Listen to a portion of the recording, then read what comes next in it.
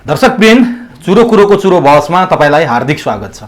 हामी आजको चुरो बहसको यो विशेष कुराकानीमा एकजना विशेष व्यक्तित्वसँग कुराकानी गर्दैछौँ। देशको पछिल्लो राजनीतिक विषयमा केन्द्रित भएर हामी चुरो बहसमा संवाद गर्नेछौँ। देशको राजनीतिमा विभिन्न बाछिटाहरू देखिएका छन्, विभिन्न पराकम्पनहरू गइरहेका छन्, छेनमा नयाँ नयाँ घटनाक्रमहरू विकास भइरहेका छन्। यी सम्पूर्ण विषयमा केन्द्रित भएर आज हामी त्यसैले उहाँ पत्रकार नै हुनुहुन्छ, नागरिक समाज पनि हुनुभयो, नेपाली कांग्रेससँग आबद्ध पनि हुनुभयो। अहिले यति बेला उहाँ हिमालय टाइम्स दैनिकको प्रधान सम्पादक हुनुहुन्छ पुरुषोत्तम दाहाल। उहाँको नाम यतिले मात्रै पुग्दैन, घटना र विचारको प्रवर्तक पनि उहाँ नै हुनुहुन्छ। रेडियो नेपालमा जति बेला घटना र विचार बज्थ्यो त्यही घटना र विचारको धुन र उहाँको आवाजले नै मलाई आज यो क्यामेरासम्म कैद हुने यो सुवर्ण अवसर प्रदान गरेको छ। यसको काहीँ न काहीँ जग उहाँ नै हुनुहुन्छ, तर उहाँलाई त्यो थाहा छैन। मैले उहाँसँग अनौपचारिक रूपमा यो कुराकानी गरेँ। त्यस्ता व्यक्तित्वसँग जीवनमै म पहिलोपटक उहाँसँग कुराकानी गर्दैछु, पुरुषोत्तम दाहाल। सबभन्दा पहिले म चुरो कुरोको चुरो बहसमा वरिष्ठ पत्रकार एवं हिमालय टाइम्स दैनिकका चाहिँ प्रधान सम्पादक पुरुषोत्तम दाहाललाई स्वागत गर्छु। यहाँलाई चुरो बहसमा हार्दिक स्वागत छ। हस्, धन्यवाद।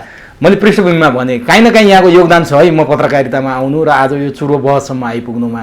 यहाँको घटना र विचार खुब सुन्थेँ। त्यो कुरा हामी कुनै दिन कुनै बेला गरौँला।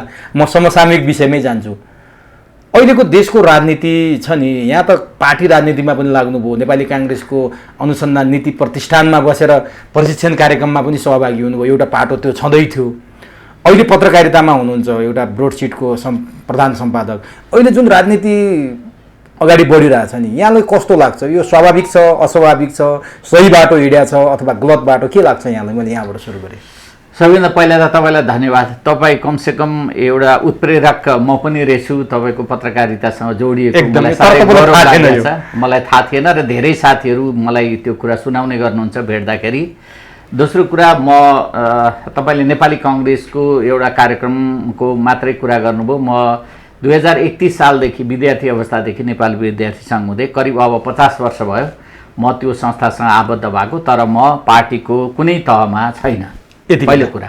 र मलाई सदस्यता पनि अब मलाई दुविधामा छु, मेरो सदस्यता पनि छैन, बराबर छ, त्यो अवस्थामा छु म। किनभनेदेखि म नेपाली कांग्रेसका सबै मान्छेलाई चिन्छु, मेरो सौभाग्य हो त्यो। तर दुर्भाग्य र सौभाग्य दुइटै के हो भने नेपाली कांग्रेसका कसैले पनि मलाई चिन्नुहुन्न। त्यो सबैभन्दा सौभाग्यपूर्ण त्यो चाहिँ हो। सौभाग्य हो, त्यो सौभाग्य हो। किन चिन्नु मलाई उहाँहरूले? जरुरी छैन। उहाँहरूले चिन्ने त अरू छन् नि त, अरू धेरै विषयवस्तुहरू छन्। अरू भने अब त्यो बाँकी म उता भन्दिनँ। र दोस्रो कुरा के हो भने म पत्रकारिता अहिले होइन, म 2035 सालदेखि अहिले 45 पुगेर 46 वर्ष लाग्यो मैले पत्रकारिता गरेको। म निरन्तर र मेरो गुरु पत्रकारिताको नेपाल टाइम्सको प्रधान त्यो बेलाको सम्पादक चन्द्रलाल झा सबैभन्दा बेजोड एउटा कलम भएको व्यक्ति मानिनुहुन्थ्यो। उहाँ मेरो पहिलो गुरु हो। त्यसपछि म होमनाथ दाहालसँग सैद्धान्तिक पत्रकारिता सिकेँ, राष्ट्रपुकार चल्थ्यो। त्यसपछि मैले किशोर नेपालसँग काम गरेँ, जसले व्यावसायिक र विकास पत्रकारिताको कुरा सिकाउनु भयो। र म निरन्तर छु। अहिले 46 वर्ष पुरा भयो, निरन्तर छु म।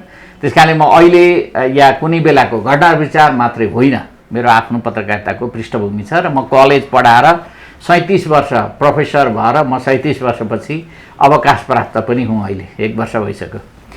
र यो के हो भन्नुहुन्छ भने अहिले तपाईँले जुन प्रसङ्ग उठाउनु भएको छ, अहिले कन्टेम्पोरेरी पोलिटिक्सको विषयमा, अहिलेको तत्कालको अवस्थामा वास्तवमा हामीले एउटा राम्रो परिवर्तन गऱ्यौँ। सङ्घीय लोकतान्त्रिक गणतन्त्र एउटा कुरा गऱ्यौँ। दोस्रो कुरा, परम्परागत राजकीय शासन जुन थियो त्यसलाई पनि परिवर्तन गऱ्यौँ। तेस्रो कुरा, हामीले बिचमा अत्यन्तै क्रूरतम ढङ्गले उठेको हिंसा थियो, खास गरेर माओवादीका नामको क्रूर हिंसा थियो। त्यो हिंसालाई पनि समाधान गरेर नयाँ बाटो समात्यौँ। तर हाम्रा यी सबै कुराहरू, यी सबै गन्तव्यहरू जुन हामीले गन्तव्य भनेर तय गऱ्यौँ, आजको गन्तव्यले हामीलाई सही मार्ग देखाउन सकेको छ कि छैन, यो चाहिँ एउटा गम्भीर प्रश्नको रूपमा हामीले लिनुपर्ने अवस्था सिर्जना भएको छ। यतिखेर म जस्तो एउटा सचेत नागरिक, म जस्तो एउटा सचेत पत्रकार, सचेत भनौँ न, अब एक प्रकारले युनिभर्सिटी पढाइसकेर रिटायर्ड म लेखक, 8-10 मेरा कृतिहरू भइसकेका छन्। अस्ति मात्र एउटा उपन्यास छ, बडो खतरनाक उपन्यास, काला पात्र भनेर मैले निकालेको छु। र समसामयिक राजनीति बुझ्नलाई त्यो पुस्तक मेरो बुझाइमा साहित्यिक तौरमा बुझ्नलाई त्यो सजिलो पनि छ, यो विज्ञापन होइन। तर मैले के भने अत्यन्तै निराशाजनक अवस्था छ। यो किन यस्तो भयो?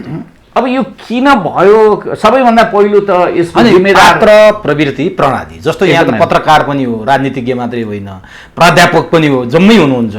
यहाँलाई के लाग्छ यो पार्टीभन्दा माथि उठिसक्नुभयो, नेपाली काङ्ग्रेसको सदस्यता समेत अब नलिने मुडमा यहाँ हुनुहुन्छ, के कारणले? पात्र प्रवृत्ति र होइन, सबैभन्दा पहिलो त हेर्नुहोस्, राज्य सञ्चालनको प्रथम शक्ति प्रथम पङ्क्ति भनेको राजनीतिक नेतृत्व हो। पहिलो भनेको नेतृत्व सबैभन्दा अगाडि लाग्छ नेतृत्व भनेको, अनि उसले गन्तव्य तय गर्छ र त्यो गन्तव्यमा जानको निम्ति संयन्त्र भनेको चाहिँ त्यसका अवयवहरू हुन्, राज्यका अवयवहरू, राज्यका अवयवहरूमा बस्ने। जस्तो तपाईँले संसद भयो, एउटा राज्यको अवयव भयो, नेता फरक हो, राज्यको अवयव संसद भयो, अर्को अदालत भयो, अर्को सरकार भयो, अनि अर्को त्यसका मुनिका आयोगहरू भए, सुरक्षा निकायहरू भए, सम्पूर्ण तलदेखि माथिसम्मको प्रणाली हो। त्यसपछि अवयवको रूपमा रहन्छन्, त्यसपछि समाज हो त्यसलाई निर्देशित गर्ने। एक प्रकारको साक्षी पनि हो समाज भनेको र निर्देशक पनि हो समाज भनेको, त्यसरी उसले हेरिराखेको अवस्था हुन्छ। मूल चाहिँ त्यस कारणले राजनीतिक नेतृत्व हो र राजनीतिक नेतृत्वले राम्रो काम नगर्दाखेरिको परिणति आज हामी सबैमा एक प्रकारको निराशा र आजको अवस्था सिर्जना भएको। यो कसैलाई दोष दिन सकिँदैन। यदि राजनीतिक नेतृत्व सही ढङ्गले अगाडि बढ्न सक्ने हो भने तपाईँले चाहिँ प्रशासनमा खराबी कसरी हुन्छ, माथिदेखि तलसम्म सञ्जाल कसरी विकास भएको छ, त्यो माथिदेखि चिर्दै आयो भने तलसम्म चिरिँदै जान्छ, तर तलबाट चिरेर उँभो सकिँदैन, सम्भव हुँदैन। जस्तो तपाईँले तलबाट घर भत्काउनु भयो भने सबै भत्किन्छ, माथिबाट भत्काउँदै आउनुभयो भने स्वाभाविक ठाउँमा जरासम्म पुग्न सकिन्छ। त्यस कारणले त्यो भत्काउनको लागि चाहिँ जहिले पनि माथिबाट सुरु गर्दै आउनुपर्छ।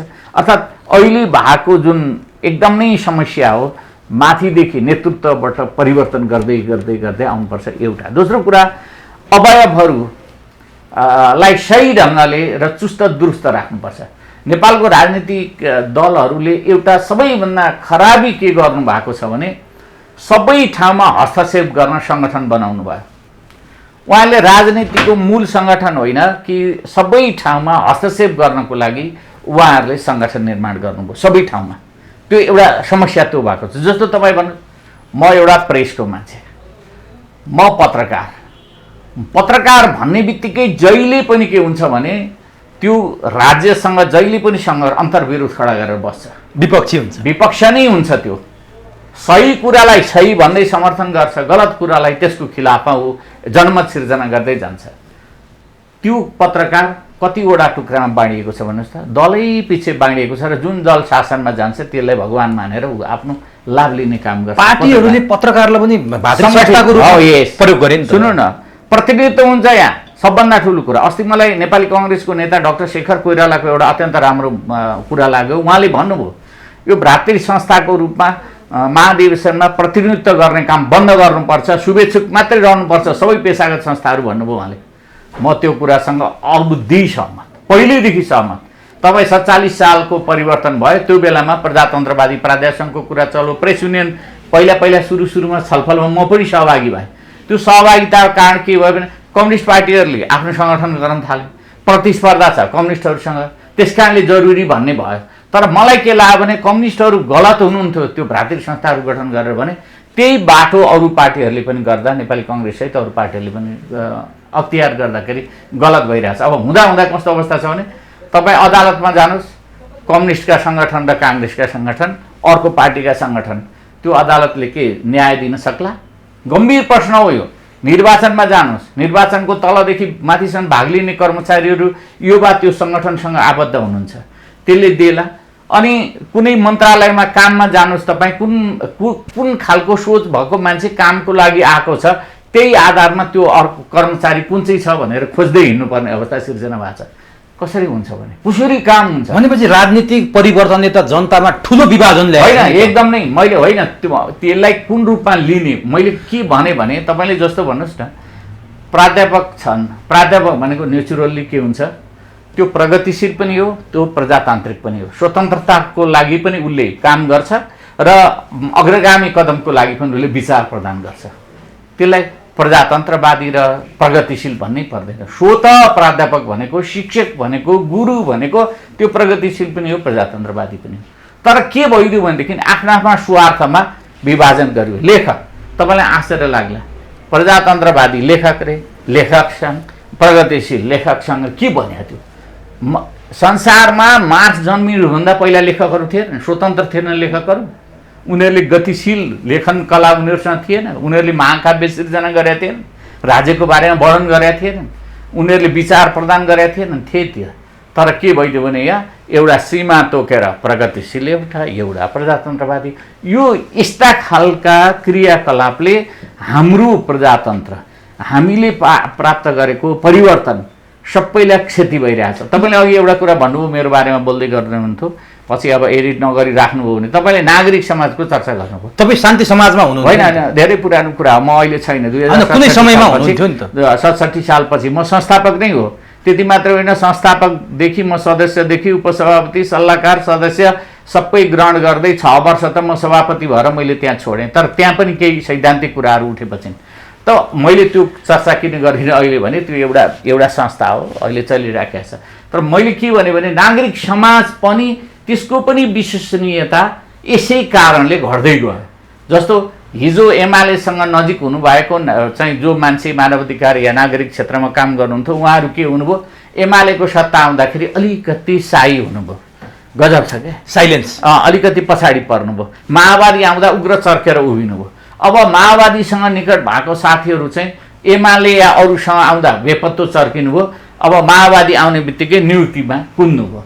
अब काङ्ग्रेसको पनि अभिगत त्यही छ, कमोबेस त्यही छ। तर काङ्ग्रेसको चाहिँ खास किन छैन भने नेपाली कङ्ग्रेसले यस्तो मानवाधिकार यस्तो कुरामा खासै ध्यान दिँदैन, किनभने ऊ सर्व आफै हो भन्ने भ्रम छ नेताहरूलाई।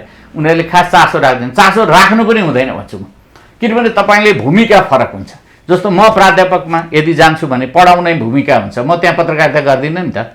तर म होइन, प्राध्यापकले राजनीति गर्नु छ, शिक्षकले राजनीति गर्नु छ, कर्मचारीले युनियन खोल्नु छ भने राजीनामा दिएर पार्टीमा आए किन चाहिए यी वर्गीय सङ्गठन? मेरो पनि यही हो धारणा। नेतृत्वले किन गर्न सकेन? गर्न सकेन होइन, उहाँहरूको समस्या के हो भने आफूलाई पछाडिपट्टि झोला बोक्ने मान्छेहरू धेरै चाहिन्छ उहाँहरू। एउटा तपाईँलाई म रमाइलो कुरा सुनाऊँ, म अब राजनीतिशास्त्रको विद्यार्थी पनि हुँ। मैले राजनीतिशास्त्र पढाएर मैले अघि नै भने लामो समय पढाएँ। यो राजनीति गर्ने नेतृत्वहरूले कस्तो मान्छेलाई अत्यन्तै नजिक पार्ने प्रयत्न गर्छ भने नि, सबभन्दा मूर्ख त्यो मान्छेलाई ऊ एकदम नजिक राख्छ। उसको आदेशलाई जतिखेर पनि पालना जसले गर्छ त्यसलाई नजिक बनाउँछ राजनीति गर्ने नेताहरूले। किनभने उसले प्रश्न नै गर्दैन, प्रश्न गर्दैन उसले, किनभने केही जान्दै थाहै पाउँदैन। एकवटा लाठीबोक ठटाउन गयो, यो मान्छे फलान ठाउँमा पैसा जुटाउन गयो, यो मान्छे फलान ठाउँमा गएर मान्छे जम्मा गरेर आज सभा गर्नुहुन्छ, कुदिहाल्यो, यति ब्यानर बना, यति झन्डा बना, यति गाडी खोज आदि इत्यादि गर्ने भस कुदिहाल्छौ, आँखा चिम्लेर कुदिहाल्छ। एउटा त्यो मान्छेलाई प्रिय ठान्छ र त्यो मान्छे के गर्छ भने सधैँभरि ढोकामा बस्छ। एक दोस्रो बुद्धिजी छ तर ऊ पनि प्रश्न गर्दैन, अत्यन्त कायर छ। कायर बुद्धिजीवी हो तर भयानक कायर छ। त्यसको यति बेरी दुरुपयोग गर्छ नेतृत्वले कि उसलाई इच्छा बमोजिम उसलाई परिचालन गर्छ र उसलाई काम लगाउँछ। एउटा कारिन्दा जस्तो गरेर उसलाई काम लगाउँछ। त्यो खालको मान्छेलाई प्रिय मान्छ। जो मान्छे काम पनि गर्न सक्छ र जो मान्छे प्रश्न पनि गर्न सक्छ त्यो मान्छेलाई कहिल्यै छेउमा पर्न दिँदैन र त्यसलाई चाहिँ प्रतिस्पर्धी ठान्छ राजनीतिक नेतृत्वले। जहाँ पनि यही कुरा हो समस्या। यो एउटा पार्टीको मात्रै पर्न होइन, सबै पार्टीमा यो समस्या छ हेर्नु। त्यस कारणले उनीहरू जहिले पनि के हो भने अब यत्रो बुद्धिजीवीहरूलाई आफ्नो झोले बनाउन पाएपछि किन बनाउँदैन? बनाउँछ राजनीतिक दलहरूले। हो, आफू बन्ने कि नबन्ने भन्ने कुरा चाहिँ सोच्नु पर्यो। जस्तो म रेडियोमा कार्यक्रम घटना र विचार चलाउँदाखेरि मलाई अत्यन्तै प्रश्नहरू आउँथे। तपाईँ नेपाली काङ्ग्रेसको प्रचार विभागको पनि त्यो बेला म प्रचार विभागको पनि सदस्य हुनुहुन्छ, रेडियो नेपालमा पनि हुन्छ। कसरी तपाईँ चाहिँ सही ढङ्गले सूचना प्रवाह गर्नुहुन्छ? तपाईँ एकपक्षीय किन बनाउनुहुन्न भनेर मलाई सोध्ने गर्नुहुन्थ्यो। अनि मेरो एउटै मात्रै जवाब थियो, आज पनि त्यो हुन्छ। धेरै मान्छेले यो प्रश्न गर्न सक्छन्, आज पनि तपाईँ हामी सबैका लागि यो प्रश्नको उत्तर हुनसक्छ। जस्तो हामी नुहाउन जान्छौँ, नुहाउन जाँदा लुगा लाएर नुहाइन्छ, सिर कोडेर नुहाइन्छ? नुहाइँदैन। तपाईँ जब नुहाउन जानुहुन्छ तपाईँ लुगा खोलेर नुहाउन जानुहुन्छ हो, अर्थात् तपाईँसँग त्यो बेलामा लुगा रहँदैन। अर्थात् लुगा भनेको विचार, सिद्धान्त, आवरण जे भने पनि। अनि जब नुहाइसकेर फर्किनुहुन्छ के गर्नुहुन्छ? लुगा लाउनुहुन्छ। त्यस्तै तपाईँ आफ्नो पेसामा जाँदाखेरि त्यो पेसा के गर्न गइरहनु भएको छ त्यही मात्रै हुनुपर्छ। तपाईँको राजनीतिक कलर त्यो रङ्ग त्यहीँ छोड्नुपर्छ, बाहिर ढोकैमा फुकाल्नुपर्छ। त्यो बाहिर ढोकामा राजनीतिको त्यो चाहिँ आवरणलाई रोक्नुभयो भने भित्र पसेपछि तपाईँले राम्ररी नुहाउन सक्नुहुन्छ। लुगैसँग छिर्नुभयो भने तपाईँ नुहाउन सक्नुहुन्न।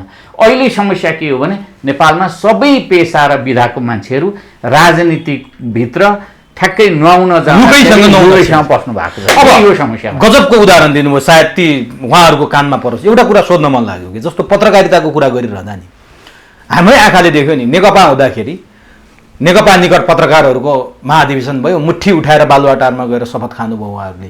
काङ्ग्रेसको पत्रकार निकट प्रेस युनियनको अधिवेशन भयो भने उहाँहरू पहिले भेट्न काङ्ग्रेसका सभापतिदेखि महामन्त्रीसम्म गएर लम्पसार पर्नुहुन्छ, खादा ओढ्नुहुन्छ। अनि ती हातले, अब त्यो मुट्ठी उठाउने हातले कम्युनिस्टका नेताको विरुद्ध समाचार लेख्ला, अथवा त्यो मुखले ओठले बोल्न सक्ला, अथवा ती काङ्ग्रेसका नेताका विरुद्ध ती हातले समाचार लेख्न सक्छ। यो पार्टीभन्दा पर किन लैजान सकिँदैन पत्रकारिता पेसालाई? तपाईँ पहिलो कुरा त के छ भने यी संस्थाहरूको नेतृत्व गर्नेहरू पत्रकारितामा, सक्रिय पत्रकारितामा कति हुनुहुन्छ पहिलो मूल्याङ्कन गर्ने कुरा त्यो हो। पहिलो चाहिँ त्यो हो। त्यहाँ गइसकेपछि कुनै पनि तपाईँ अरू पनि हेर्नुहोस्, लेखकहरूको समस्या हेर्नुहोस्, यो के छ भने 3-4 कुराको लागि संस्थामा ज्यादा मान्छे मरिमेटेका छन्। स्वाभाविक होइन भन्ने हिसाबले मैले भने, जो स्वाभाविक छन् उहाँहरूलाई म सम्मान गर्छु।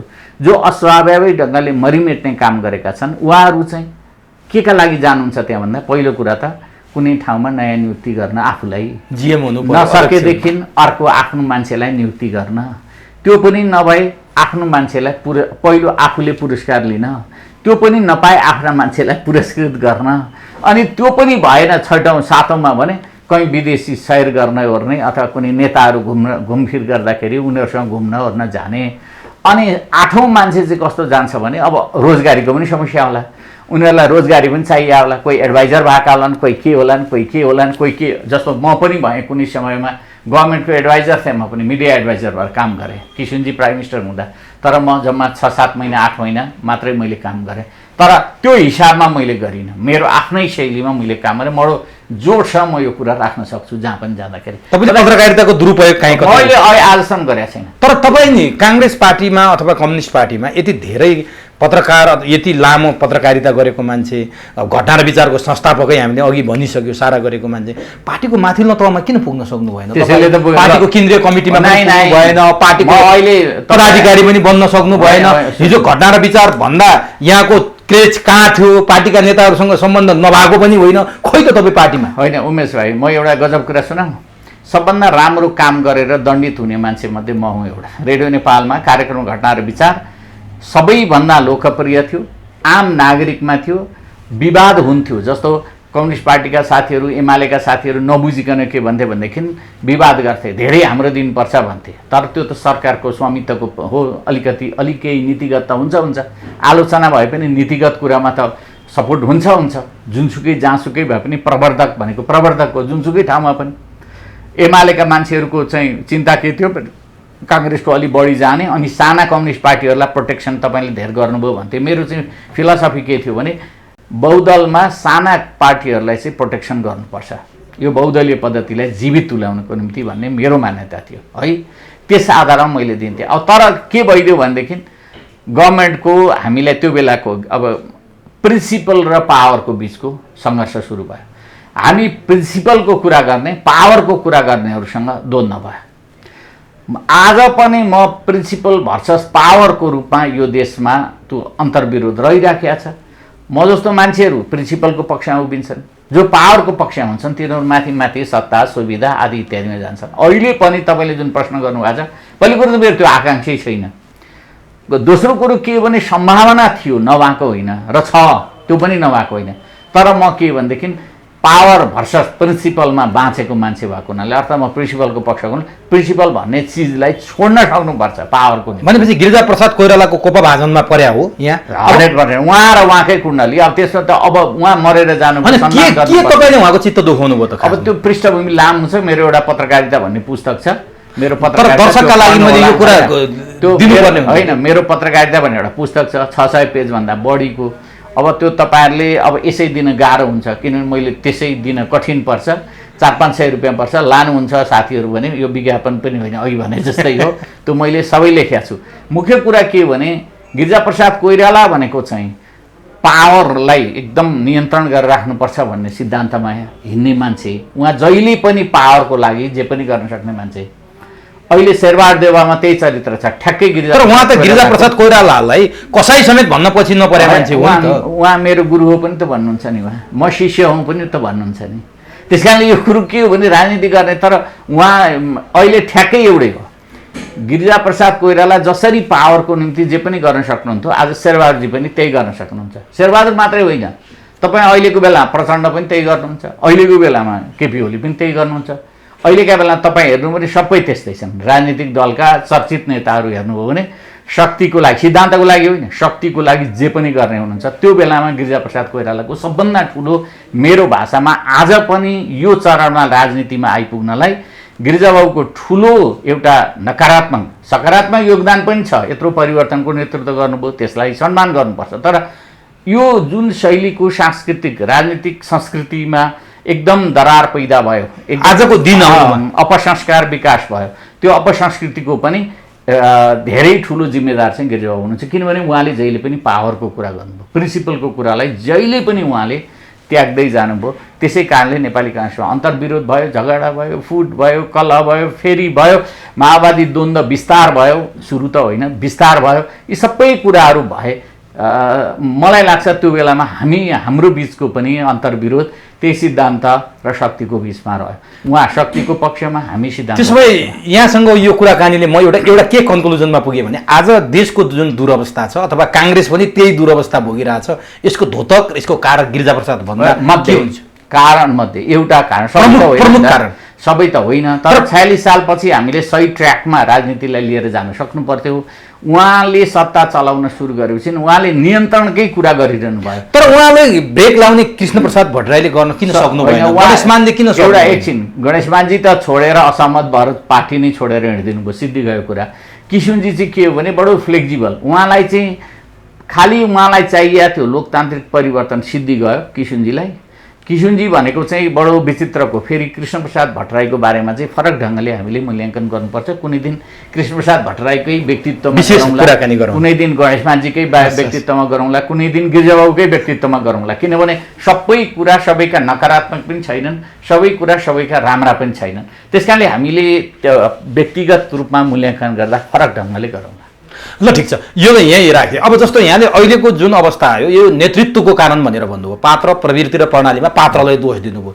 तर यो 34 वर्षमा जम्मै पात्र एकै खालका जन्मिए त होइन। यो जस्तो एक जुगमा एकचोटि नेता जन्मिन्छ भनेर हामीले पढ्यौँ, बिपी कोइरालाको समयमा अथवा पुष्पलालको समयमा के थियो कसो थियो हामीलाई थाहा भएन।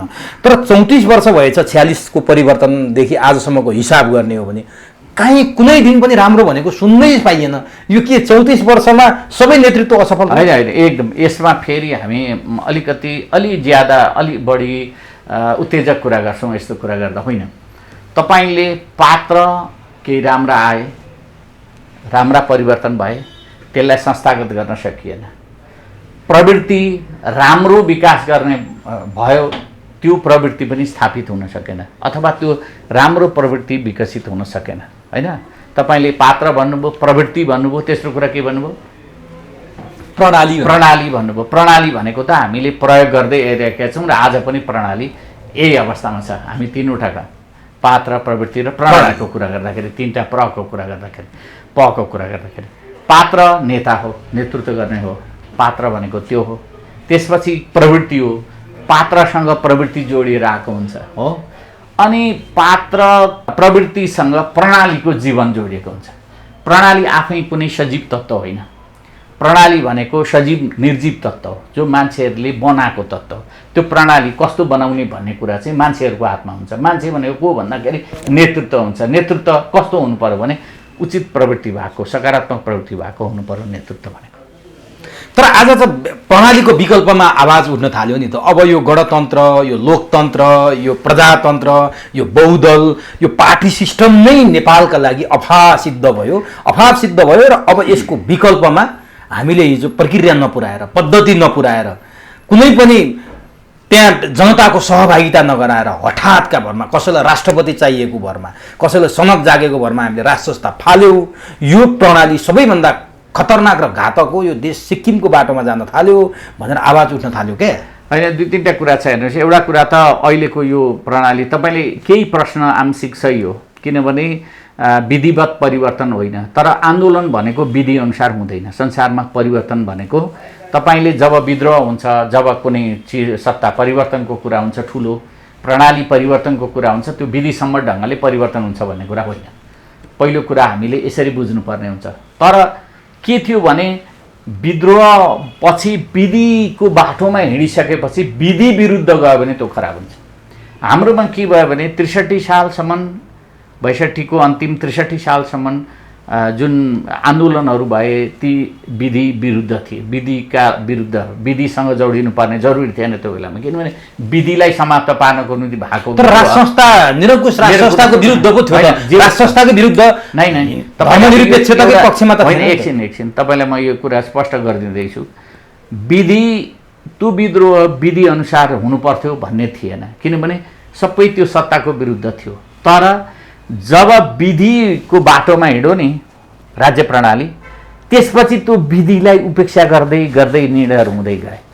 विधिलाई उपेक्षा, जस्तो तपाईँलाई म भन्, अब प्रश्नै गर्ने हो भने 17वटा प्रश्न छन्। म पनि गरिरहेको छु त्यो प्रश्न। त तपाईँले सबैभन्दा पहिला त गिरिजाप्रसाद कोइरालाले विघटित संसद पुनर्स्थापन भन्नुभयो। राजालाई एक्टिभ गराउने त्योभन्दा ठुलो वाक्य त केही थिएन हो। राजाले पुनर्स्थापन गरे त्यो, तर विधि विरुद्ध अब पुनर्स्थापनसम्मलाई त एउटा मेकानिजम थियो, संविधान थियो, त्यसका आधारमा ल एउटा धारा 27 आदि इत्यादि प्रयोग गर्दै गयो त ठिकै छ होला। तर त्यसपछिका निर्णय हेर्दै जानुभयो तपाईँ भने 81-82 जना माओवादीलाई निर्वाचित नभइकन लगेर सांसद बनाइयो। त्यसपछि एकैचोटि धर्मनिरपेक्षता घोषणा गरियो, एकैचोटि त्यो संविधानलाई चाहिँ खारेज गरेर अन्तरिम संविधान जारी गरियो। यी सबै कुराहरूको पुनर्मूल्याङ्कन हुनसक्छ। यो चाहिँ अनुसन्धान अध्ययन गर्ने पाटो भयो। तर त्यसपछिका दिनमा पनि धेरै यस्ता घटनाहरू घटे जसले अहिलेको परिवर्तनको बारेमा प्रश्न उठ्यो। जस्तो तपाईँले जुन प्रश्न गरिरहनु भएको छ अहिलेको प्रणालीको सन्दर्भमा, यो सर्वसम्मत हुन सकेन। पहिलो कुरो त कुनै पनि राजनीतिक प्रणाली सर्वसम्मत हुँदैन, गाह्रो कुरा हो। तर कम्तीमा पनि केही हुनुपर्छ, बहुमतको त लागि मान्यता पनि केही हुनुपर्छ। जस्तो भन्नुहोस् न, अहिलेको संविधान निर्माण गर्नुभन्दा पहिला नेपाली जनतासँग ओपिनियन मागियो, जनमत मागियो नि त, फारम भर्न लगाइयो, भइरहेन? एउटा फर्मेटमा फारम भर्न लगाइएको थियो, तर त्यो खोल्दा पनि नखोलिकन जारी गरियो संविधान। हो, यहाँनेरि आपत्ति हो। तपाईँले त्यो जनताको अभिमत के थियो भन्ने कुरा, त्यसमा होइन यो व्यवस्था चाहिँदैन, नयाँ जनवाद माओ सेतुङले गरे जस्तो चाहिन्छ भनेर लेखिया थियो कि के थाहा छ भने? होइन, हामीलाई त थाहा छैन।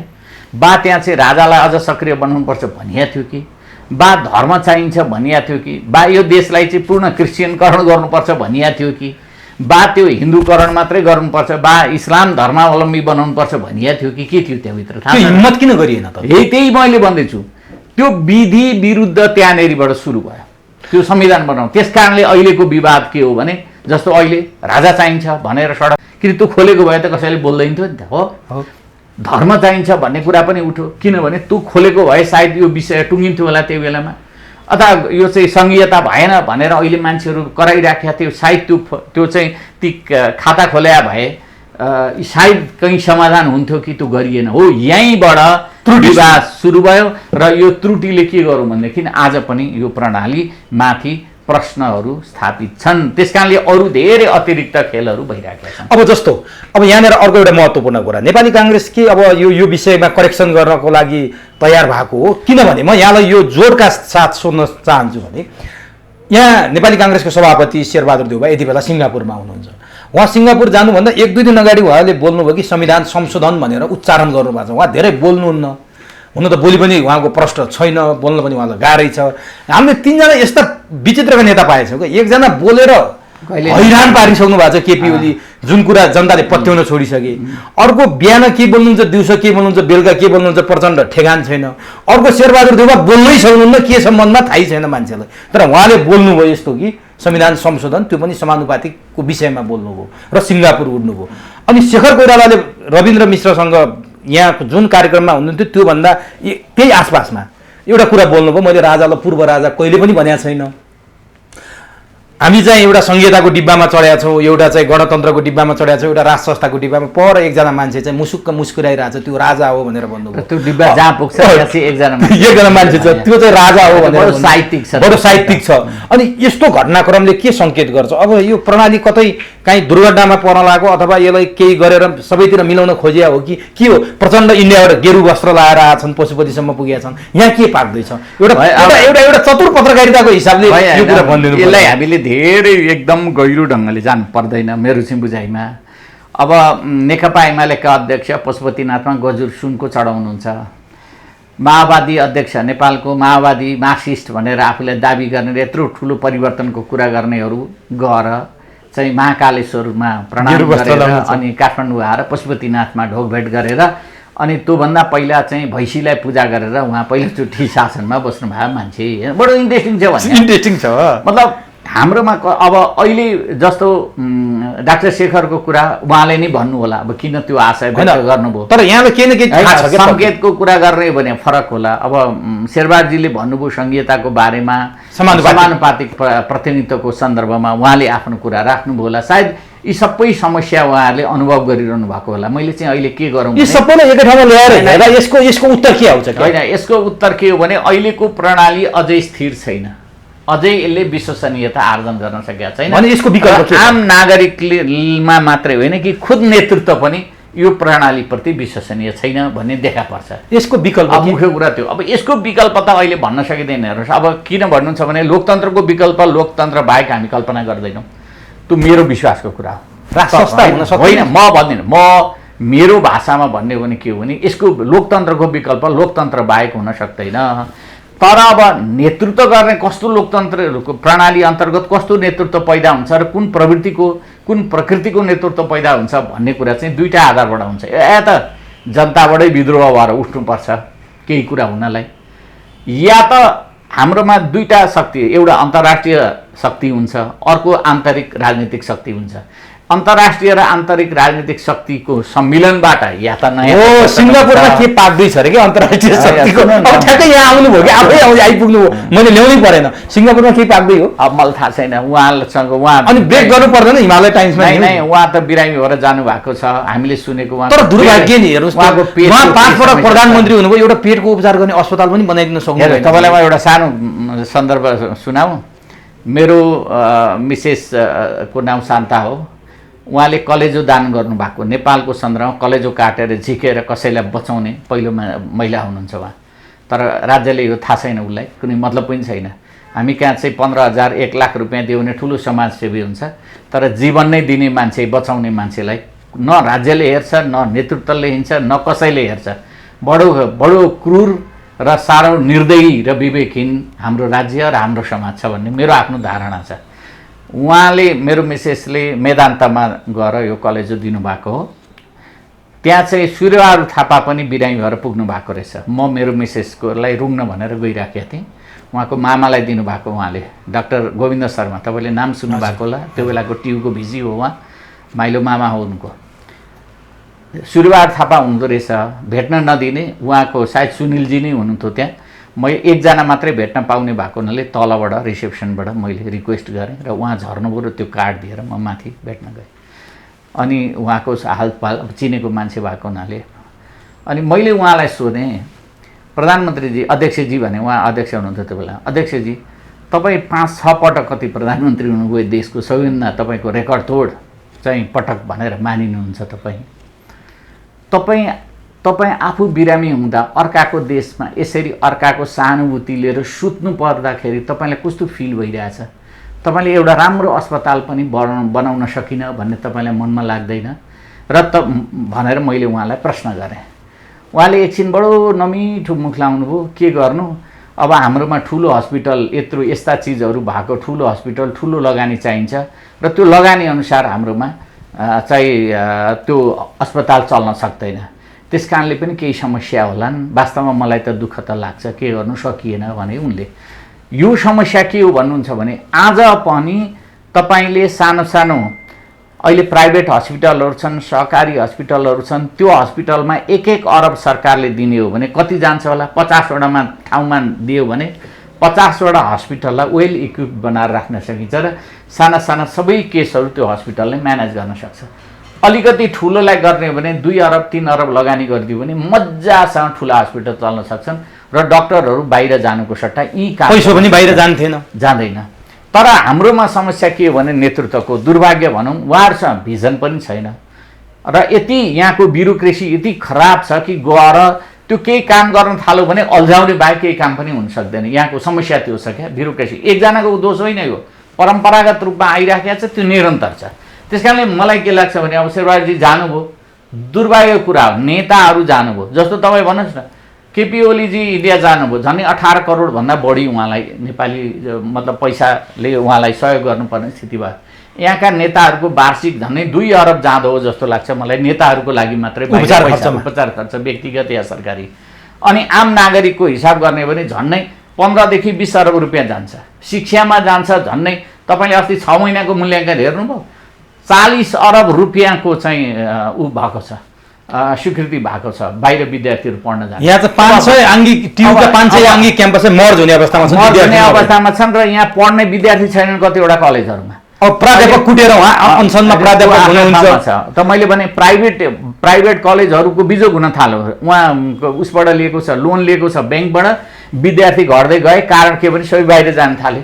अब समस्या छ, उनीहरूको पनि बिजोग हुन थाल्यो भन्दाखेरि यो गभर्मेन्टको मान्छेहरूसँग त कुनै दृष्टिकोण नै छैन भन्छु म, कुनै पनि दृष्टिकोण छैन।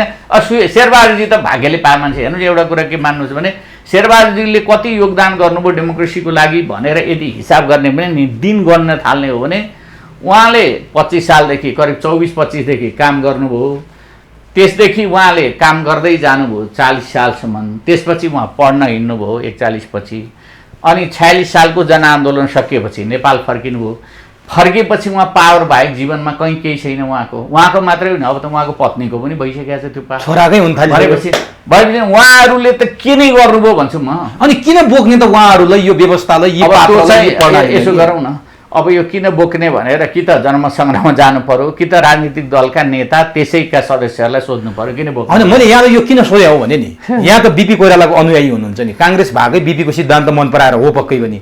बिपी कोइरालाले राजाको घाँटी मुनि मेरो घाँटी माथि छ भन्नुभयो। राजा होइन, काङ्ग्रेस रहेन भने राज संस्था रहँदैन, राज संस्था रहेन भने काङ्ग्रेस रहँदैन, यी दुइटै रहेनन् भने देशै रहँदैन भन्नुभएको छ उहाँले।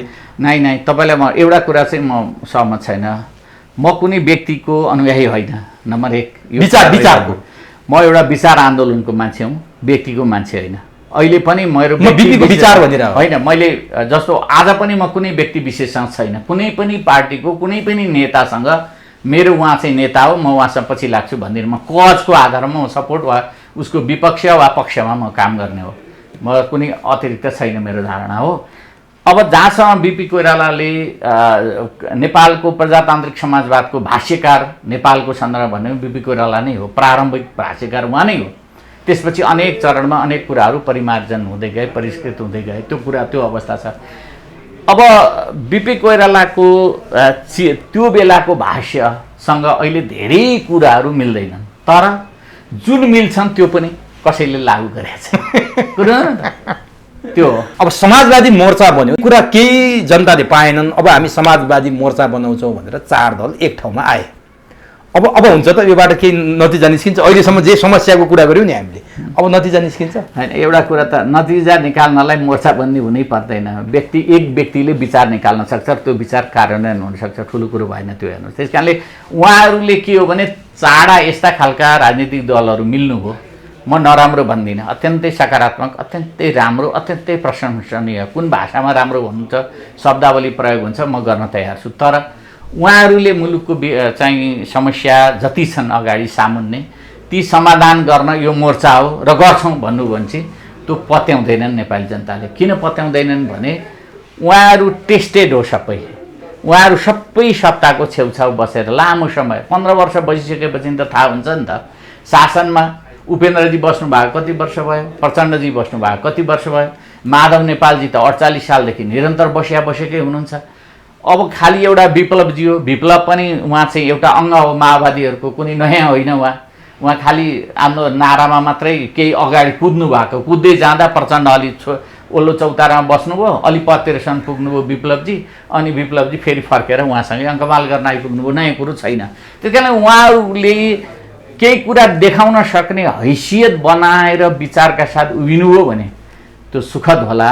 तर अहिले उहाँहरूले जे जति गर्नु भएको छ त्यसबाट चाहिँ कुनै नतिजा छैन। बालुवा पेलेर तेल निकाल्ने होइन छैन। तर हामी के विश्वास र आशा गरौँ भने हामीसँग एउटा पेन्डोरा बक्सबाट अन्तिममा निस्किन्छ नि आशा भन्ने तत्त्व, त्यो आशा भन्ने सबै नकारात्मक कुरा आइसकेपछि अन्तिममा आउने आशा यसो लुकेर बसिया हुन्छ। तपाईँले त्यो कथा सुन्नुभएको होला पेन्डोरा बक्सवाला कुरो हो। त्यसबाट चाहिँ मान्छेले के फिल गर्छन् भने आशा जीवित हुन्छ। र आशा भनेको के हो भने मान्छेको जीवनको लागि आशा जरुरी छ। यसले सत्ता समीकरणमा कुनै भूमिका खेल्न सक्छ यो मोर्चाले? बार्गेनिङ पावर फेरबदल होला?